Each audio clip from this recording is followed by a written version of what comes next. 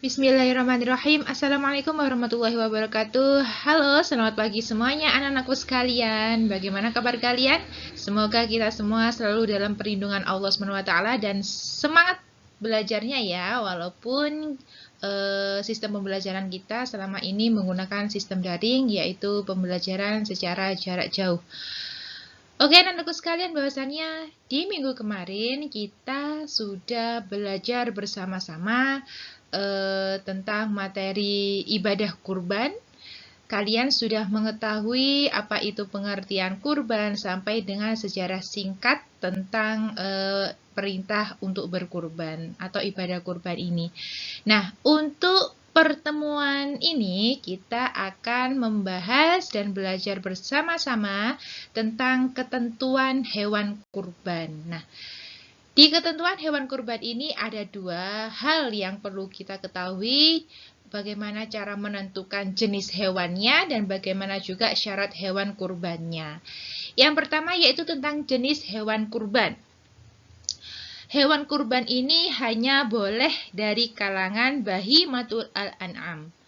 Apa itu bahimatul al-an'am? Yaitu hewan yang diternakkan untuk diperah susunya dan dikonsumsi dagingnya, yaitu unta, sapi, kerbau, domba, atau kambing. Nah, seekor kambing atau domba itu hanya untuk kurban satu orang saja. Sedangkan seekor unta, sapi, atau kerbau itu bisa untuk kurban 7 orang. Sesuai sabda Rasulullah SAW, hadis riwayat Muslim yang artinya, kami telah menyembelih kurban bersama-sama Rasulullah pada tahun Hubaidiyah. Seekor unta untuk 7 orang dan seekor sapi untuk 7 orang. Hadis riwayat Muslim. Nah, itu jenis hewan kurban. Jadi jenis hewan kurban itu jenisnya adalah bahimatul an'am, yaitu hewan yang diternakkan untuk diperah susunya dan dikonsumsi dagingnya. Nah, selanjutnya yaitu ketentuan hewan kurban tentang syarat hewan kurban.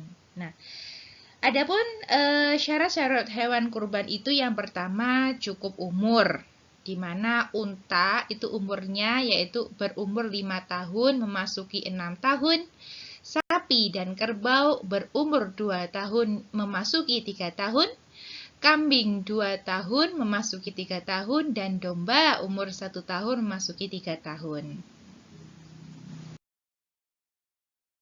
Oke, untuk selanjutnya masih pembahasan tentang syarat hewan kurban, di mana syarat hewan kurban dan yang kedua yaitu tidak dalam kondisi cacat.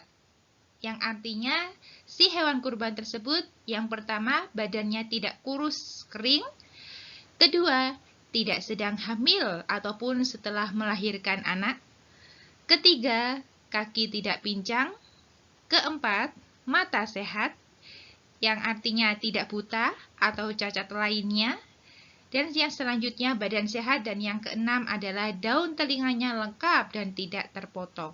Nah, sedangkan untuk hewan sapi, kerbau, atau kambing yang tanduknya pecah, satu atau dua-duanya, maka tetap sah untuk dijadikan kurban karena tidak dikategorikan cacat. Nah, sedangkan untuk hewan yang lahir tanpa daun telinga atau telinganya hanya satu, maka tidak sah karena termasuk kategori yang cacat. Untuk selanjutnya yaitu tentang waktu dan tempat penyembelihan hewan kurban. Yang pertama yaitu waktu penyembelihan hewan kurban, di mana waktu penyembelihan hewan kurban yang pertama adalah pada hari raya Idul Adha, yaitu tanggal 10 Zulhijjah setelah sholat Idul Adha. Yang kedua, pada hari Tasyrik, yaitu tanggal 11, 12, dan 13 Zulhijjah. Untuk tempat penyembelihannya, tempat menyembelih sebaiknya dekat dengan tempat pelaksanaan sholat Idul Adha, sesuai dengan hadis riwayat Bukhari, sabda Rasulullah SAW yang berbunyi, Nabi Shallallahu Alaihi Wasallam bisa menyembelih kurban di tempat pelaksanaan sholat Id. Selanjutnya tentang sunnah-sunnah dalam menyembelih kurban. Yang pertama yaitu disunahkan hewan kurban disembelih sendiri. Nah, jika mudhohi, apa itu mudhohi? Orang yang berkurban itu laki-laki dan mampu untuk menyembelih.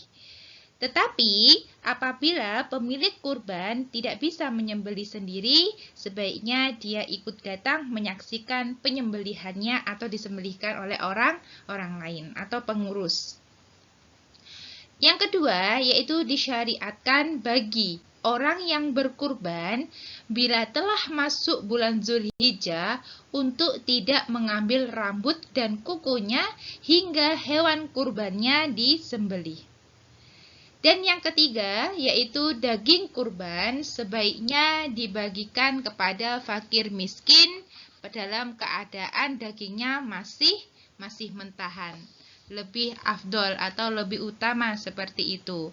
Untuk pembagiannya bahwasannya sepertiga untuk yang berkorban dan keluarganya, sepertiga lagi untuk fakir miskin, dan sepertiga untuk hadiah kepada masyarakat sekitar atau disimpan agar sewaktu-waktu bisa dimanfaatkan. Nah, apa tujuannya pembagiannya tersebut?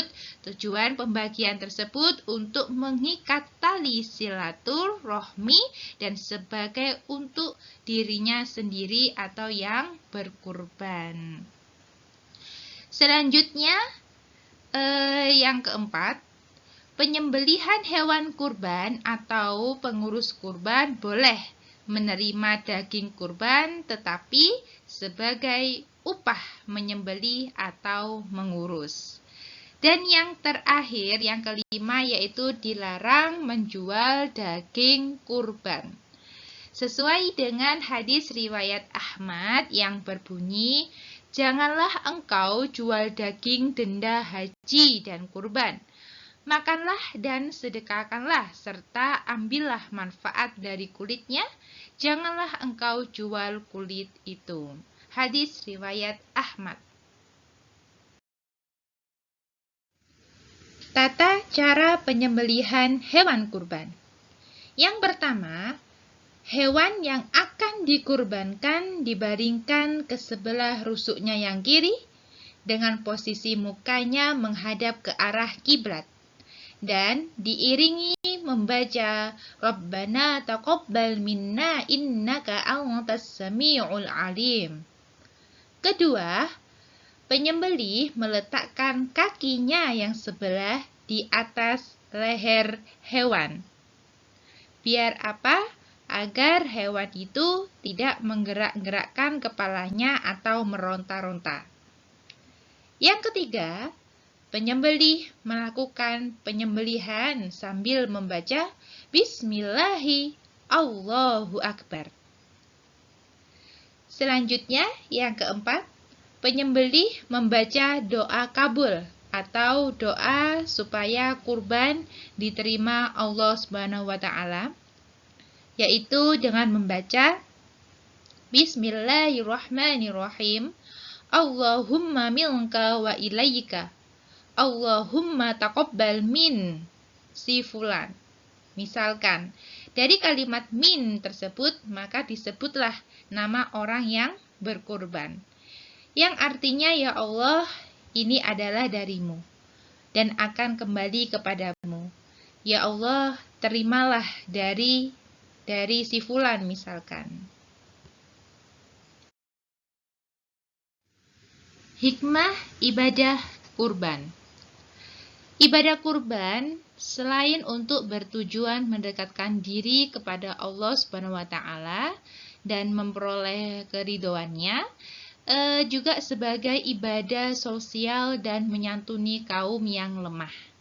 Nah, ibadah kurban ini mengandung nilai keteguhan dan keimanan dan menjadi bukti pengorbanan yang didasari dengan penuh rasa keikhlasan dan kesabaran.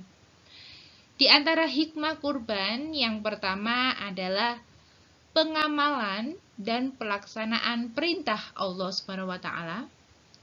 Kedua, mendidik jiwa ke arah takwa dan mendekatkan diri kepada Allah SWT. Ketiga, mengikis sifat tamak dan mewujudkan sifat murah hati. Keempat, menjalinkan hubungan kasih sayang sesama manusia. Kelima, sebagai mediator untuk persahabatan dan wujud kesetiakawanan sosial. Dan yang terakhir, keenam adalah ikut meningkatkan gizi masyarakat. Sedangkan hikmah dari ibadah kurban ada 2 hikmah. Yang pertama, bersyukur kepada Allah Subhanahu wa taala atas segala limpahan nikmat dan karunia-Nya. Dan yang kedua, menghidupkan ajaran Nabi Ibrahim alaihissalam.